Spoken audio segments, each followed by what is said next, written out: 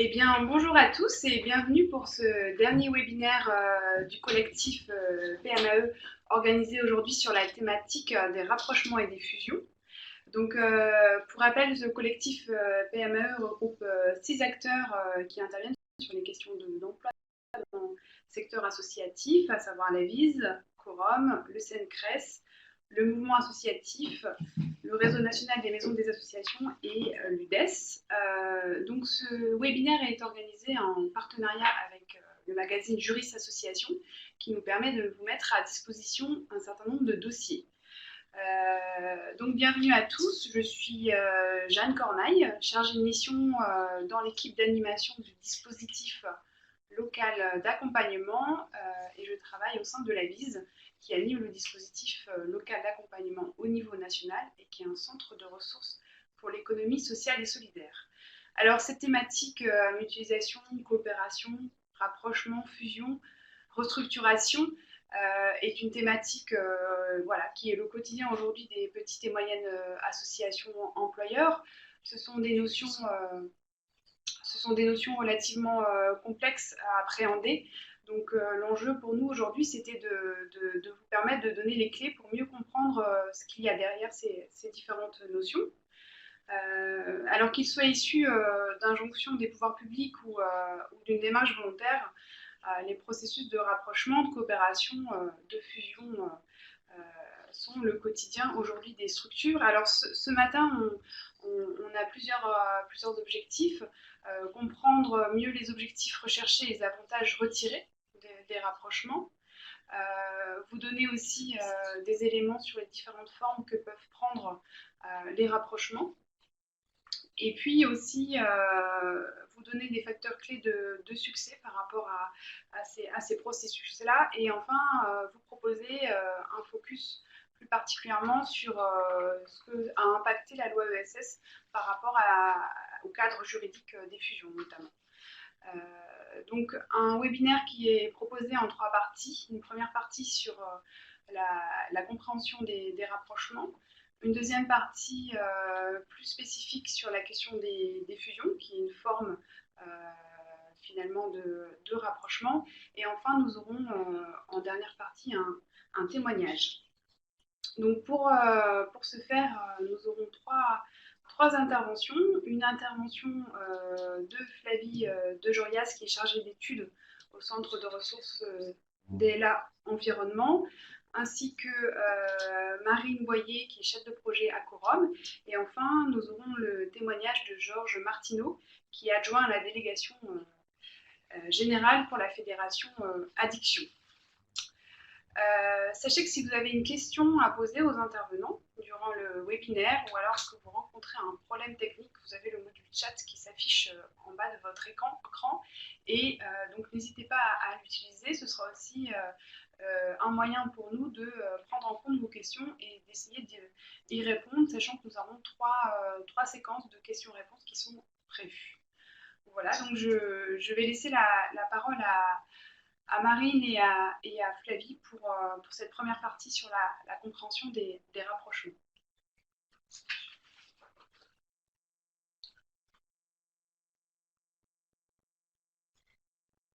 Alors, bonjour à tous. Alors, tout d'abord, pour comprendre donc, ces rapprochements, je vous propose donc quelques éléments de définition. Alors, qu'est-ce que sont les rapprochements? Donc, il y a d'une part la coopération et d'autre part la fusion.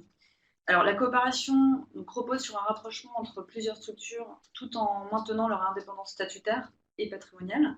Donc, c'est-à-dire que lorsqu'on coopère, on termine à plusieurs, tandis que la fusion correspond à la mise en commun des patrimoines de plusieurs associations qui aboutissent à la constitution d'un nouvel organisme. Donc, quand on fusionne, in fine, on termine seul. Alors, donc maintenant, on va passer aux motivations. Donc, les motivations. Alors, les motivations sont les moteurs des dynamiques de rapprochement.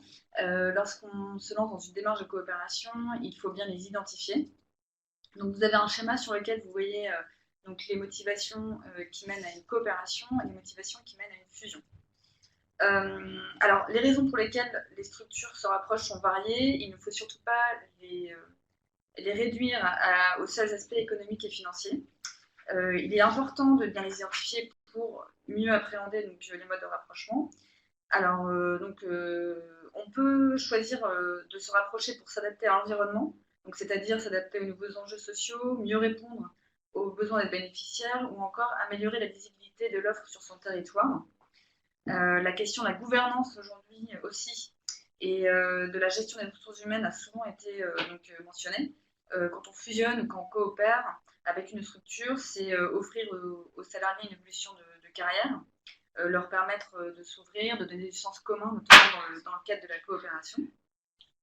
Bien évidemment, dans le cas des fusions, la question de l'assise financière et de la consolidation du modèle économique est souvent évoquée.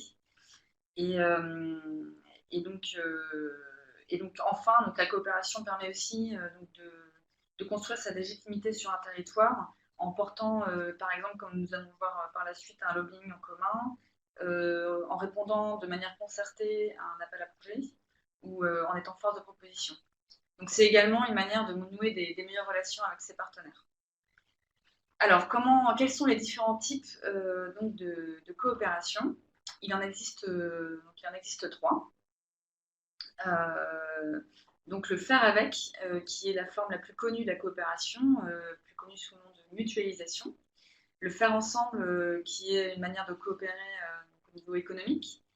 Le faire corps, qui est de la coopération stratégique. Alors ces 3 types de coopération, on peut les mener de concert, hein, elles peuvent être menées ensemble. Alors tout d'abord, qu'est-ce que la mutualisation? Donc l'objectif de la mutualisation, c'est de réaliser des économies d'échelle tout en gardant son indépendance juridique. Donc il s'agit du partage d'un lieu, de matériel, donc ça peut être partager une imprimante ou partager un bureau ou même un véhicule. Elle peut se formaliser aussi pour le partage de ressources humaines, donc 2 structures qui partagent un même salarié. Alors pour cela, il existe des véhicules qui permettent de salarier les ressources humaines via par exemple, des groupements d'employeurs. Et enfin, on peut faire de la mutualisation financière, en mutualisant ces ressources par le biais de fonds de dotation, par exemple. Les avantages de mutualiser, c'est bien évidemment de faire des économies, et donc tout en gardant son indépendance. Toutefois, cela peut générer des coûts de coordination relativement importants. Donc le conseil en fait pour bien mutualiser, c'est de travailler la confiance avec ses partenaires, d'évaluer régulièrement ce qui peut être amélioré sur différents processus de mutualisation.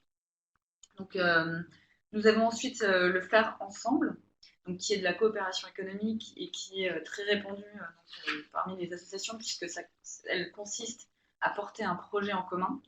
Donc souvent on coopère de cette manière-là lorsqu'on répond de manière concertée avec d'autres acteurs à un appel à projet ou un appel d'offres. Donc elle permet de tester une activité, de dupliquer une activité, d'améliorer une offre de service existant sur le territoire. C'est concrètement une manière cette manière de coopérer nous permet de répondre à un appel à projet auquel on n'aurait pas pu répondre seul. Parmi les inconvénients qu'on a identifiés dans ce type de coopération, il s'avère qu'elle peut engendrer une forte dépendance de certaines structures de petite taille vis-à-vis des structures qui sont plus importantes. Et dans ce cas,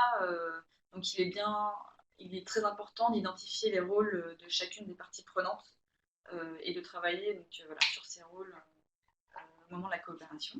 Et enfin, 3e type de coopération, le faire corps, ou ce qu'on a appelé la coopération stratégique.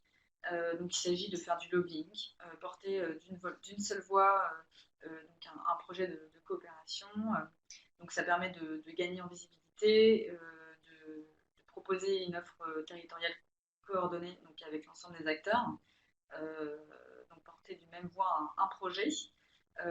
Donc l'inconvénient identifié, c'est qu'elle peut susciter et réduire les capacités de représentation individuelle, pour les petites structures notamment. Et le risque identifié également, c'est de coopérer uniquement par effet de mode, et donc cela peut donner parfois le sentiment de coquille Dans ce cas-là, ce qu'on conseille aux structures qui souhaitent se lancer sur ce type de coopération, c'est de rédiger un document de référence, comme on verra par la suite, comme une charte ou une convention de coopération. Maintenant, pour terminer cette petite partie, je vous propose de regarder les facteurs de réussite. Concrètement, on veut coopérer, mais comment est-ce qu'on se lance dans la coopération? Alors tout d'abord, pour coopérer, il faut s'impliquer dans un réseau, dans un ou plusieurs réseaux, rencontrer régulièrement des structures dans son environnement, donc par le biais de colloques sur des thématiques qui vous intéresseraient, et d'identifier des projets de coopération. Une fois qu'on a identifié ces projets et qu'on a lancé notre coopération, il faut définir les rôles de chacune des parties prenantes. Alors, il y a différents cercles d'appartenance dans les coopérations. Vous avez donc le noyau dur dans lequel vous allez retrouver donc, les parties prenantes, donc les personnes qui se lancent dans ce projet de coopération. Autour de ce noyau gravitent les partenaires actifs qui parfois à qui on peut sous-traiter une partie de la coopération. Par exemple, sous-traiter un projet. Et puis, vous avez donc des partenaires qui sont plus ponctuels, mais qui sont quand même associés au projet de coopération. Et donc, l'idée d'identifier ces cercles d'appartenance, c'est de bien définir les rôles, qui, du coup, seront formalisés dans une convention de partenariat. L'avantage de formaliser des projets de coopération dans un document, c'est de pouvoir revoir les motivations. Donc pourquoi est-ce qu'on a choisi de coopérer? Et puis d'avoir un document qui nous permet de présenter notre projet à des partenaires, à des financeurs. Voilà. Et enfin, pour animer et coordonner le projet de coopération, il est important de nommer une personne pour animer la coopération, puisque une coopération, c'est un organisme vivant et ça se vit au quotidien. Dernier élément dont je voulais vous faire part, c'est les processus de regroupement sont assez complexes. Pour cela, vous pouvez vous faire accompagner par les DLA, donc les diagnostics locaux d'accompagnement, qui eux peuvent vous accompagner soit de manière individuelle ou de manière collective. On en reviendra peut-être par la suite sur ce sujet. Donc, voilà pour ma part. Alors, donc du coup...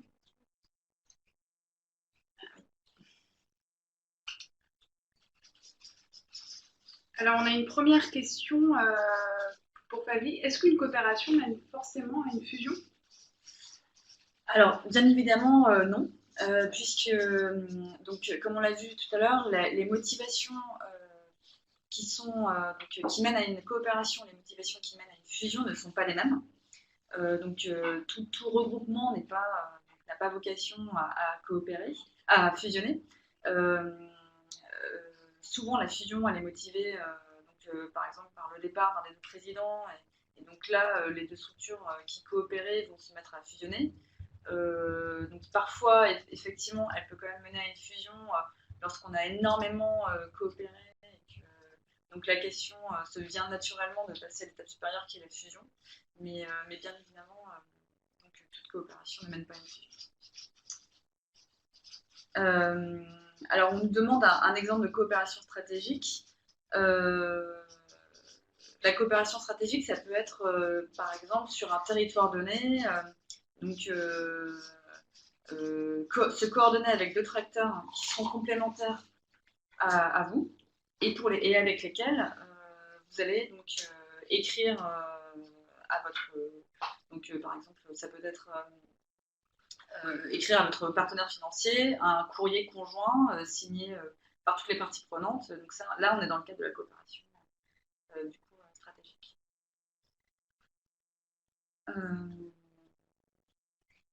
Donc voilà. Voilà. Est-ce qu'on va prendre encore une question?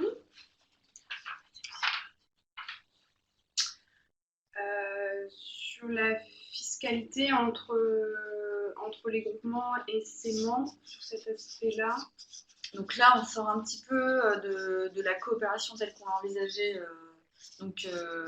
là, donc telle qu'elle vous a été présentée, puisqu'on est, on est plutôt partie de coopération qu'on appelle qui sont fonctionnelles, hein, qui ne donnent pas lieu à une entité à part entière.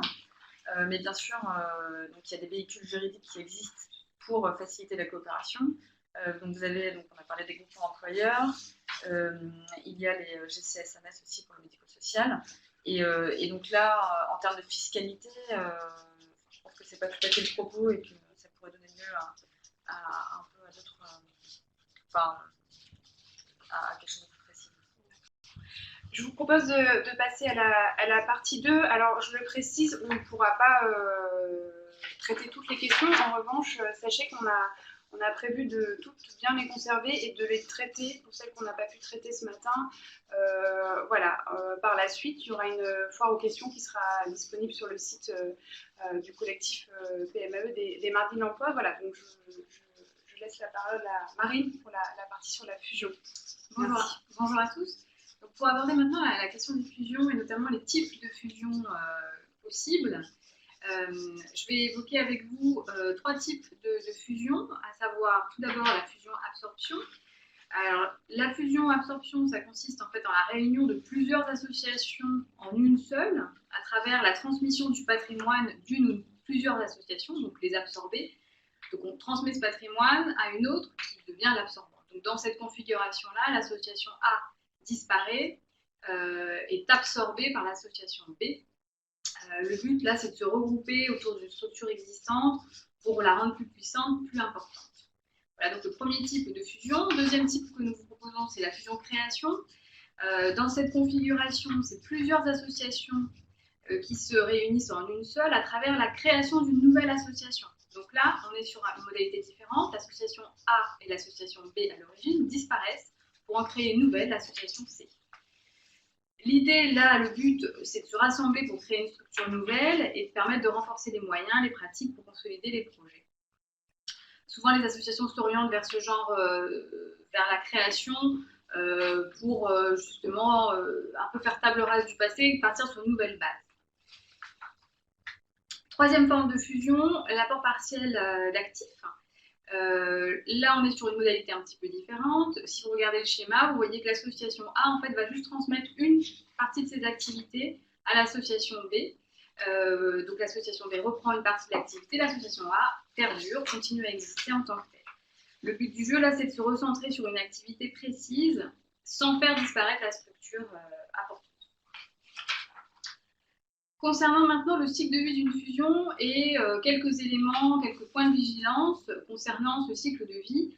Alors, nous avons fait le parallèle avec la vie de couple. Vous voyez sur cette diapositive que une fusion, ça peut s'apparenter effectivement à ce qu'on peut retrouver dans une rencontre amoureuse, à savoir une période de rencontre, de fiançailles, de mariage et de vie de couple, hein, sans que ce soit un dogme en tant que tel. Mais en tout cas, on peut repartir sur ces étapes-là. Notamment en se basant sur la première étape qui est la rencontre, où la rencontre, là, ça sera vraiment une étape fondatrice qui va permettre de poser un certain nombre de prérequis, notamment pourquoi on veut fusionner, est-ce que c'est le bon moment de fusionner. Cette étape, elle a souvent lieu entre soit les présidents des différentes associations, soit présidences et directions. Donc c'est vraiment un moment très en amont où on se pose les premières questions sur la volonté de se rapprocher. Viennent ensuite donc les fiançailles, qui marquent là vraiment le démarrage de la réflexion avec une amorce de réflexion sur le projet en commun, le projet associatif, étape très importante puisque c'est vraiment à ce moment-là, au moment des fiançailles, qu'on va consolider le projet et bien s'assurer qu'on part dans la bonne direction et qu'on a des projets en commun, un projet de vie de couple notamment en commun. Donc déjà à cette étape-là, commencer un petit peu à penser à l'après, à savoir comment on va s'organiser ensemble ensuite. Donc là, c'est organisé à travers un comité de pilotage entre les différentes structures, définir la future gouvernance, définir aussi l'organisation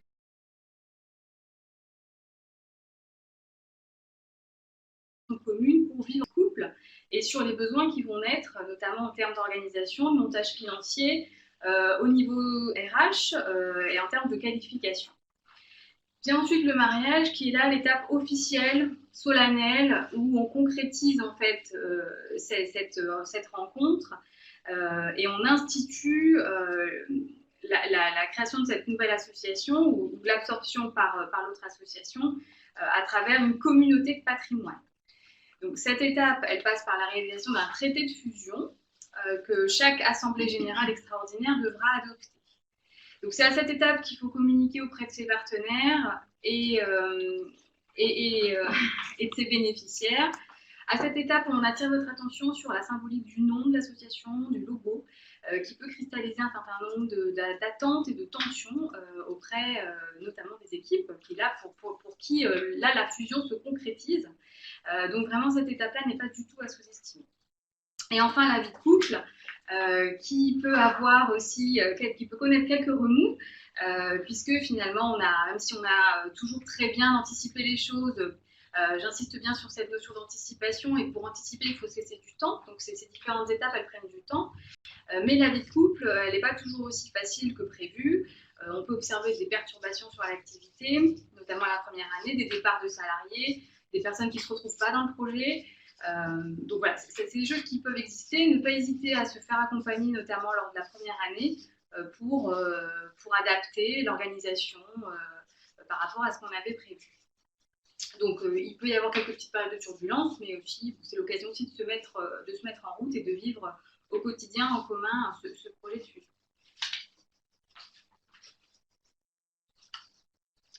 Je passe la parole à Flavie pour la prochaine étape sur la loi ESS. Oui, donc oui, un rapide coup d'œil sur ce que a amené la loi ESS donc, concernant les fusions.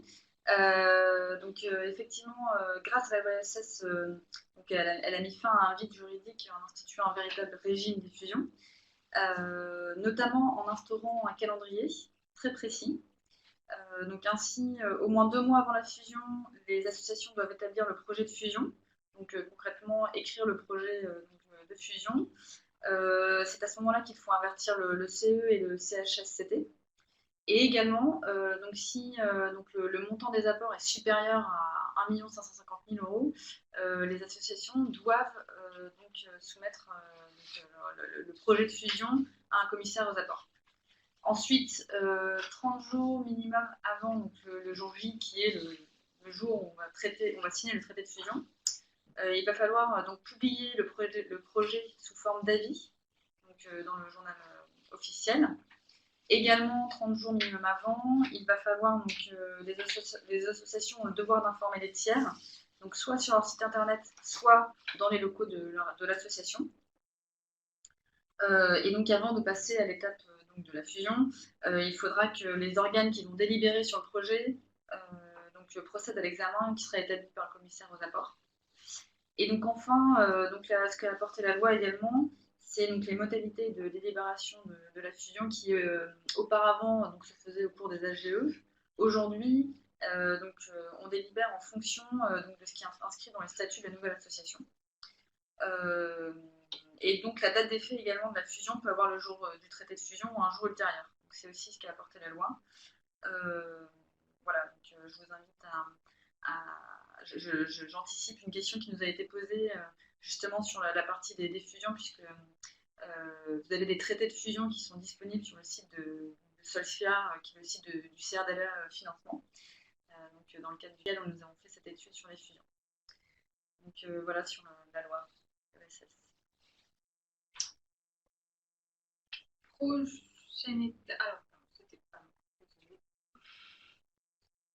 Alors, pour conclure sur la partie sur les fusions, il faut savoir qu'il existe. La question qui s'est posée en préambule, c'était de savoir si est-ce que lorsqu'on fusionne, est-ce que 1 plus 1 égale 3, c'est-à-dire que est-ce que ça nous permet bien de faire des économies. En général, oui, enfin globalement oui, mais il existe des coûts cachés importants lorsqu'on fusionne et qui sont très mal évalués. Comme les coûts de communication. Donc, on vous a dit que la communication était très importante, la création d'un nouveau logo par exemple. Il y a des coûts aussi qui sont liés au franchissement de seuil. Lorsqu'on dépasse 50 salariés, il va falloir qu'on crée un CE, un CHSCT, etc. Il y a des coûts aussi qui sont liés à l'absentéisme, donc liés au départ enfin, certaines personnes ne vont pas se retrouver dans le projet de fusion et vont décider de partir. Il y a des coûts liés au financement, et dans lequel donc, du coup France Active peut parfois intervenir ou est amené à intervenir, avec une augmentation du besoin en fonds de roulement notamment, des coûts d'accompagnement, des coûts de déménagement. Hein. Quand on fusionne, souvent on est amené à aller dans un nouveau local, donc à s'agrandir et du coup à déménager, mais un bilan qui est toutefois plutôt positif.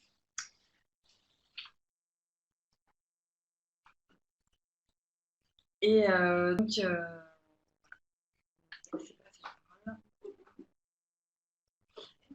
donc on passe maintenant à la partie sur les impacts d'une fusion sur le statut des salariés et les régimes de protection sociale. Donc on va faire un petit focus particulier sur cet aspect-là. Premier point, donc quand on traite une fusion, il va y avoir des conséquences, et notamment une des conséquences va être sur l'emploi. Quid de la gestion des postes en doublon dans deux structures qui fusionnent, s'il y a doublon de fonction support ou de direction, la question va vraiment se poser. Donc être au clair sur les organigrammes dès la phase de fiançailles qu'on a évoqué tout à l'heure, et se poser la question de l'évolution des compétences également, sans parler de perte d'emploi, mais les compétences peuvent évoluer, étant donné que parfois des périmètres de fonctions, de services vont aussi être amenés à évoluer. Les personnes qui occupent les postes seront amenées aussi à acquérir de nouvelles compétences ou à opter pour d'autres missions. Donc là, il faut se poser la question de la gestion des carrières, et notamment aussi la question des fins de carrière, et commencer à anticiper sur les questions de recherche éventuelle de reclassement ou de formation pour accompagner les parcours professionnels et le développement des compétences. Autre aspect concernant plus particulièrement, là, cette fois, le statut individuel des salariés. Concrètement, la règle dans le cas d'une fusion, c'est que le transfert des contrats de travail va vers le nouvel employeur. C'est l'article L1224.1 du Code du travail qui le prévoit. Donc, automatiquement, les contrats de travail sont transférés au nouvel employeur. Toutefois, bien vérifier que tous les salariés bénéficient d'une place dans l'organisation, la nouvelle organisation. Inventorier aussi tous les avantages incorporés dans les contrats de travail qui sont transférés. Dans la phase de fiançailles, on fait un certain nombre d'audits. Il y a notamment un audit RH qui est assez lourd, assez conséquent à faire, où il faut, dans l'idéal, aller regarder ce que contiennent tous les contrats de travail des salariés et chiffrer les éventuels avantages qu'il y a dans ces contrats de travail. Réfléchir aussi aux soirs réservés à des dispositifs spécifiques comme les CET, le compte épargne-temps, les véhicules de fonction, ce genre de choses. Et puis donc du coup prévoir les ajustements à opérer pour la suite, et donc prévoir les avenants qui viendront compléter les contrats de travail. Donc il y a un lourd travail RH en amont à mener sur ces questions de fusion. Autre aspect, donc il y a les conséquences suite au franchissement de seuil, puisque en grandissant, les obligations seront différentes, notamment des obligations en termes de cotisation sociale qui seront différentes, mise en place des instances représentatives du personnel. Si vous passez à plus de 50, vous devez mettre en place un CE, un CHSCT, comité hygiène, sécurité, conditions de travail. Les négociations triennales sur les parcours professionnels, la gestion prévisionnelle des emplois et des compétences, ça va concerner les associations de plus de 300 salariés. Donc il y a quand même un certain nombre de conséquences au niveau des franchissements de seuil. Enfin, autre point sur le statut collectif des salariés. Il faut savoir qu'en cas de fusion, les conventions collectives, si elles sont différentes entre les deux structures, la convention collective et les accords collectifs de l'ancienne structure vont être mis en cause. Donc, pendant un délai de 15 mois, mais je vais y revenir un petit peu plus tard sur vraiment le focus prévoyance collective, pendant un délai de 15 mois, les dispositions conventionnelles subsistent, c'est un délai de survie, pendant lequel vous êtes amené à conclure un accord de substitution ou d'harmonisation. Si aucun accord n'est trouvé, les avantages individuels acquis persistent pour tous les salariés, ce qui crée des disparités, donc des difficultés de gestion ensuite au quotidien. Mais on va y revenir plus spécifiquement sur le cas de la protection sociale, puisque Coram étant une mutuelle de protection sociale complémentaire et notamment de prévoyance, on tenait à vous alerter sur ces points-là. Est-ce qu'on peut passer à la slide? Pardon. Merci. Sur ces aspects-là, pour ce qui concerne le régime de prévoyance, par exemple, il faut savoir que pour le remettre en cause, dans le cas d'une fusion-absorption par exemple, il va falloir se poser la question de l'acte juridique qui a créé le régime de prévoyance dans la structure originelle, dans la structure qui a été absorbée. Donc il y a différents cas possibles que ce schéma vous synthétise, à savoir si l'acte qui a mis en place le régime de prévoyance était une convention collective ou un accord collectif, la mise en cause des engagements de l'ancien employeur est automatique à la date de la restructuration. Ça, c'est prévu par le Code du travail. Si c'est accord collectif ou convention collective, automatiquement, l'accord est mis en cause. Donc, cette mise en cause, elle est effective à l'issue d'un délai de préavis de 3 mois, sauf si votre convention collective prévoit quelque chose, enfin, si la convention collective prévoyait quelque chose de plus favorable. Et donc, à l'issue du préavis, la convention ou l'accord survit pendant 12 mois, période pendant laquelle la nouvelle négociation pour aboutir à un accord de substitution ou d'harmonisation doit aboutir. Il s'agit là de conclure donc, cet accord, et une fois que cet accord est conclu, les dispositifs, non, c'est toujours... Pardon. Excusez-moi. Pendant la durée, une fois que cet accord est conclu, les dispositifs sont opposables à tous les salariés. Si aucun accord n'est conclu, on se retrouve toujours dans cette situation d'avantage individuel acquis, donc de disparité de traitement. Attention, possible requalification au niveau des URSSAF, qui ne sont pas très favorables aux disparités de traitement entre salariés. Si l'acte qui a mis en place le régime de prévoyance au sein de la structure absorbée était une décision unilatérale de l'employeur ou un référendum, là, il n'y a pas de caractère automatique de la dénonciation. Là, c'est vraiment le nouvel employeur qui devra engager, s'il le souhaite, une procédure spécifique pour dénoncer l'accord de prévoyance initial. Donc pour cela, il faut qu'il informe et consulte les représentants du personnel, il faut qu'il fasse une information individuelle écrite de chaque salarié concerné, à chaque salarié concerné, et qu'il respecte un délai de préavis suffisant, le suffisant étant laissé à l'appréciation de la jurisprudence et des juges. Donc là, il faut se référer à la jurisprudence pour savoir ce qu'on entend par délai suffisant. Donc, pour ces deux procédures-là, la procédure elle est la même. Donc j'insiste bien sur le fait qu'effectivement, il peut y avoir disparité de traitement si les régimes de prévoyance ne sont pas harmonisés, s'il n'y a pas eu d'accord de substitution, ce qui peut créer donc du coup une inégalité de traitement et surtout éviter tout ce qui est a posteriori. Et je vous invite très fortement à vous rapprocher de votre conseiller en protection sociale et de votre organisme de protection sociale complémentaire pour anticiper au maximum tous ces aspects. Parce qu'il va falloir aussi renégocier le contrat d'assurance pour qu'il puisse couvrir l'ensemble des salariés dans la nouvelle structure. Donc vraiment, le conseil qu'on peut vous apporter, c'est faites appel à votre conseiller en protection sociale complémentaire, idem au niveau des caisses de retraite, puisque les taux de cotisation peuvent aussi changer. Autre point rapide, on a vu là plutôt des aspects plutôt très gestionnaires. Il ne faut pas oublier que dans ces contextes, le climat social, les individus sont amenés à subir quelques petites perturbations et ne pas négliger l'importance de la prévention des risques psychosociaux dans ces contextes. Risques psychosociaux étant définis comme les risques pour la santé mentale, physique et sociale engendrés par les conditions d'emploi et les facteurs organisationnels et relationnels susceptibles d'interagir avec le fonctionnement mental. Ceci étant dit, concrètement, ce qu'on observe dans les cas de fusion, c'est que la charge de travail augmente, notamment pour ceux qui mettent en place la fusion, les cadres de direction, mais pas que, les cadres intermédiaires également. Donc pendant 2 ans, ils sont soumis à une forte charge de travail. Le sentiment d'insécurité augmente aussi auprès des salariés qui n'ont pas toutes les informations sur la mise en œuvre, le processus, etc. Donc on peut observer un certain nombre de tensions, les signaux à observer. Les signaux à observer sont de différents ordres. On peut voir émerger des petits conflits, des tensions, des rumeurs, une baisse d'efficacité, une qualité de travail qui baisse, des accidents de travail, du retard, des absences. Tout ceci a un coût aussi également pour les régimes de prévoyance. Donc, être vigilant dans ces contextes aussi sur ce qui peut concerner la santé et le climat social. Enfin, pas que des aspects négatifs dans les fusions, c'est pas du tout ce sur quoi je voudrais conclure.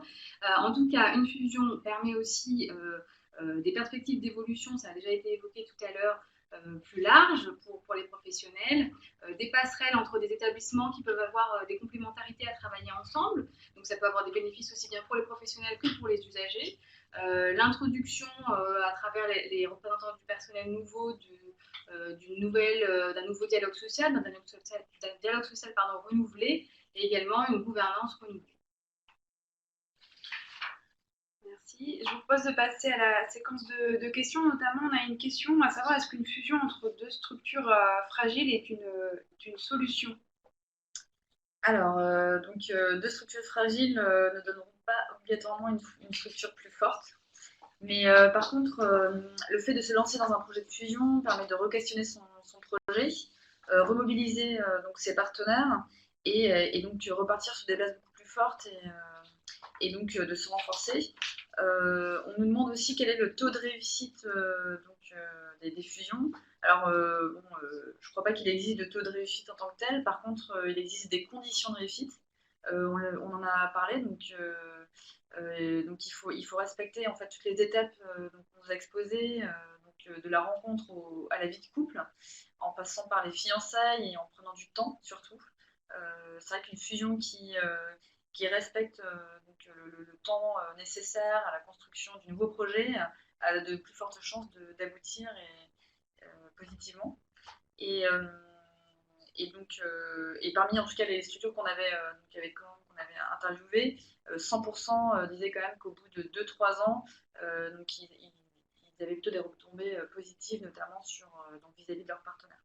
Donc un bilan plutôt positif quand on décide de fusionner dans de bonnes conditions. Et une deuxième question avant de passer au témoignage pour Marine, où se place la consultation des salariés dans le processus en fait? Alors c'est une question effectivement délicate, peut-être que le témoignage nous éclairera aussi sur ce point-là. La consultation des salariés, elle sera obligatoire parce que c'est un changement majeur pour la structure, donc elle viendra au niveau de la phase des fiançailles.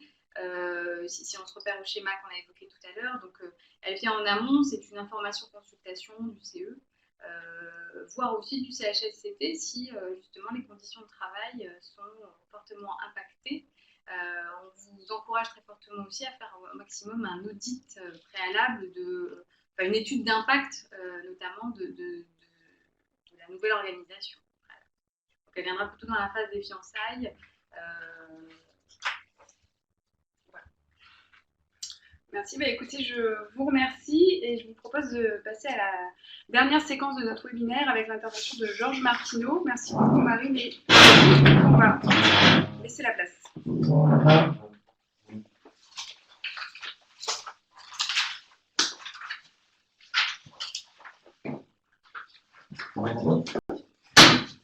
Bonjour à tous. Donc je vais essayer d'illustrer en fait tous les propos qui ont été tenus jusqu'à présent sur le processus d'une fusion.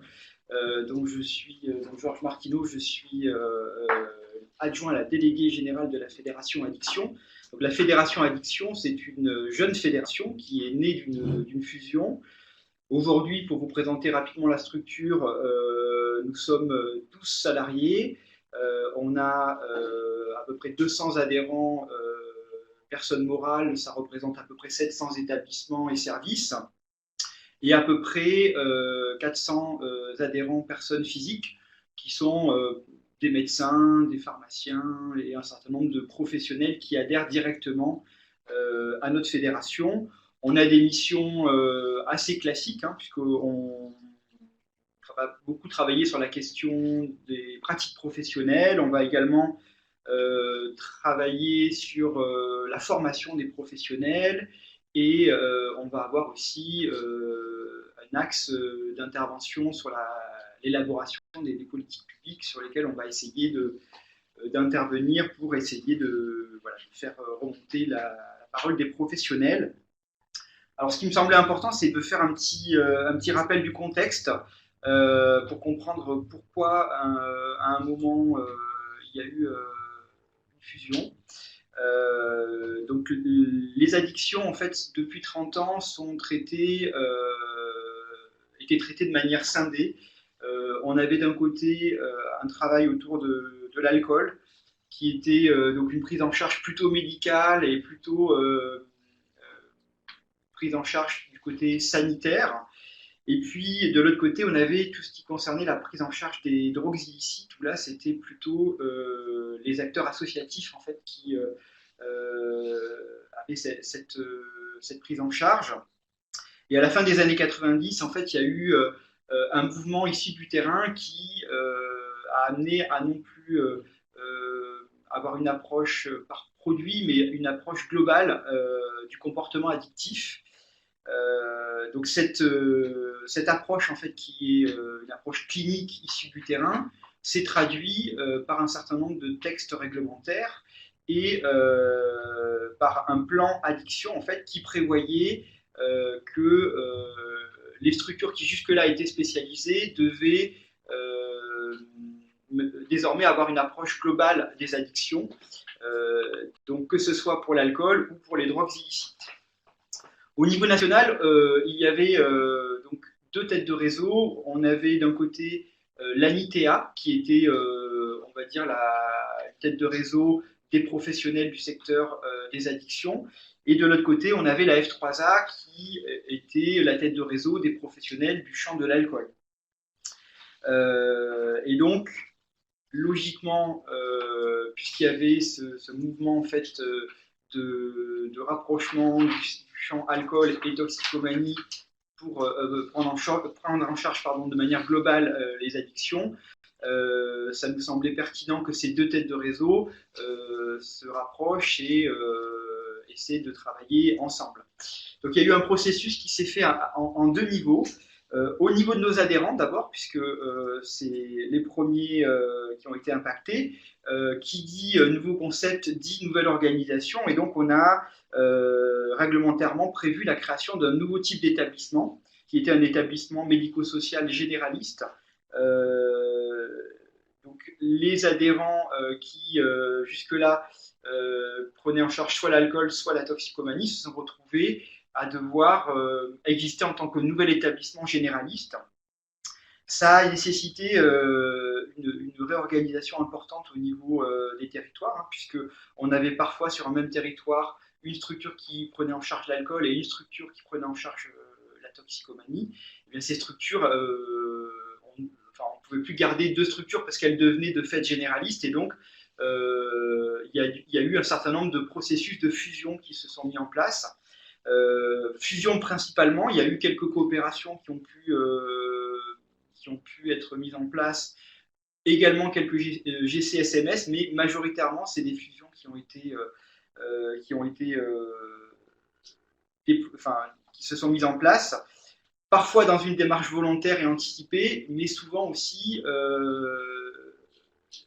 par l'injonction en fait des autorités de régulation qui ont demandé aux acteurs du territoire de fusionner et parfois de le faire dans des temps très contraints.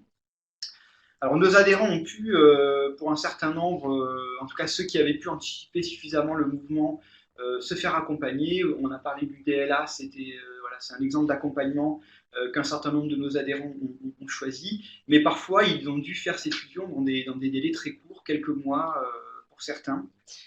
Ça a produit clairement une déstabilisation de l'organisation au niveau des territoires. Ça a été aussi compliqué parce qu'il a fallu s'adapter. On avait des adhérents qui avaient des organisations différentes, donc ils ont dû retravailler, reconstruire ensemble une organisation. Ils n'avaient pas toujours la même culture de travail, donc il a fallu aussi travailler sur cette culture de travail commune. Donc ça a été un mouvement assez compliqué au niveau des territoires. C'est un mouvement qui a été très fort de 2009 à 2011-2012 et qui continue aujourd'hui de manière moins forte, mais un certain nombre de nos adhérents continuent aujourd'hui à fusionner. En tout cas, ça a été un mouvement massif. Et donc au niveau national, nous avions deux têtes de réseau et ça nous semblait donc cohérent que ces deux têtes de réseau se rapprochent également pour être cohérent avec ce qui se passait sur le terrain avec nos adhérents. Donc les modalités de fusion, la fusion de ces deux têtes de réseau qui étaient donc la NITEA d'un côté et la F3A de l'autre a duré à peu près 3 ans, de 2008 à 2011. Donc on a pris le temps de faire correctement ce travail, ce processus, dans un contexte qui était quand même assez complexe, hein, puisque nos administrateurs, nos adhérents n'étaient pas toujours d'accord entre eux sur un certain nombre de sujets de fond, que ce soit sur la prévention, la réduction des risques, le soin. Il y avait des débats, il a fallu tenir compte aussi de cette complexité. Et puis, on a dû également mener de front ce travail de rapprochement de ces deux têtes de réseau, en parallèle d'un accompagnement de nos propres adhérents qui étaient eux-mêmes en train de fusionner. Donc, c'était pas toujours simple. Pour ça, on a fait le choix de recruter en fait une déléguée générale. En fait, c'est la NITEA qui a recruté à l'époque une déléguée générale qui avait du coup dans ses missions la mise en œuvre de ce processus de fusion. Et on a également fait le choix d'être accompagné par un tiers extérieur. En fait, ça nous semblait important d'avoir quelqu'un qui avait une certaine neutralité et qui n'était pas du coup empreint de cette histoire de ces deux têtes de réseau. On a fait le choix de commencer à travailler sur, on va dire, le socle, le cœur de métier de nos deux têtes de réseau, qui était l'accompagnement des adhérents sur les pratiques professionnelles. Et donc, on a décidé de mettre en place des groupes de travail communs qui regroupaient du coup des professionnels de la NITEA et des professionnels de la F3A. Et on les a fait travailler ensemble sur un certain nombre de pratiques professionnelles. On a produit comme ça des guides, des documents support pour les professionnels. C'était une première étape qui était importante. Ça a permis vraiment de s'acculturer, de débattre, de se connaître. Et puis on a travaillé dans un second temps sur le socle, c'est-à-dire le projet associatif, puis les statuts. Donc pour ça, on a mis en place des groupes de travail constitués d'administrateurs. On a eu plusieurs débats sur des conseils d'administration communs pour petit à petit se mettre d'accord sur les valeurs, sur le sens, et puis traduire ça par des statuts. Et donc, voilà, c'était un processus qui arrivait dans un deuxième temps. Premier temps, un travail sur les pratiques professionnelles, un travail commun, et puis dans un deuxième temps, un travail sur le projet associatif, les valeurs et les statuts. On a souhaité qu'il y ait une implication forte de nos adhérents et de nos administrateurs. C'était important qu'il y ait une démarche participative, ce qui a permis de favoriser l'appropriation de cette fusion. On a fait le choix d'une fusion de création. On ne voulait pas qu'une des têtes de réseau absorbe l'autre, mais bien que de ces deux têtes de réseau naisse une nouvelle entité, qui est donc la Fédération Addiction. C'était important pour nous symboliquement que ce soit une création. Donc finalement, et ça a été dit tout à l'heure, le plus difficile dans tout ce processus qui a duré donc quand même 3 ans, hein, ça a été finalement le choix du nom et le choix du logo. C'est là où ça a été finalement le plus de débats, de tensions, et on s'y attendait pas, mais voilà, tout le socle était établi, mais c'est là où il y a eu des crispations. On a quand même réussi à se mettre d'accord et à trouver un consensus, et donc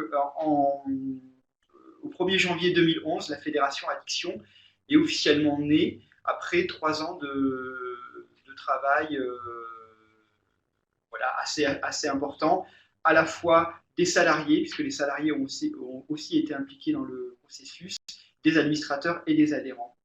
Et donc aujourd'hui, ça fait 5 ans que la Fédération Addiction existe, et alors si on peut tirer un bilan, il est très positif. On a conservé et même renforcé nos adhérents. On a un nombre d'adhésions qui a augmenté depuis le processus de fusion. On a renforcé aussi l'équipe salariée. On est passé de 6 salariés à 12 salariés aujourd'hui. On a également renforcé la structuration des équipes. Clairement, on a aussi amélioré notre offre de services aux adhérents. Le fait d'être plus nombreux, d'être mieux structuré, ça a permis d'offrir plus de services à nos adhérents.